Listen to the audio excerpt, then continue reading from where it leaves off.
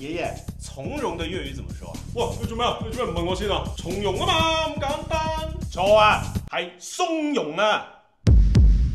喂，隻字咪從前個從咩？點會係讀松啊？佢其他情況都係讀從，係得呢個時候讀松。呢個人好松容。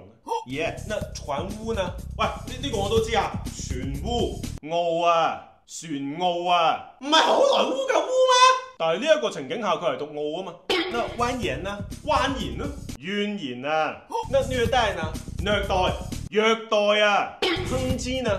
抨擊，抨擊啊。那這個匱乏又怎麼說？咪匱乏啦，匱乏啊。那臥底呢？臥底，你咁樣讀森哥第一個拉你㗎啦，臥底啊！我有少少攰，我想唞下。那波濤洶湧的粵語怎麼說？嗱，呢啲我熟，波濤洶湧，肯定啱嘅。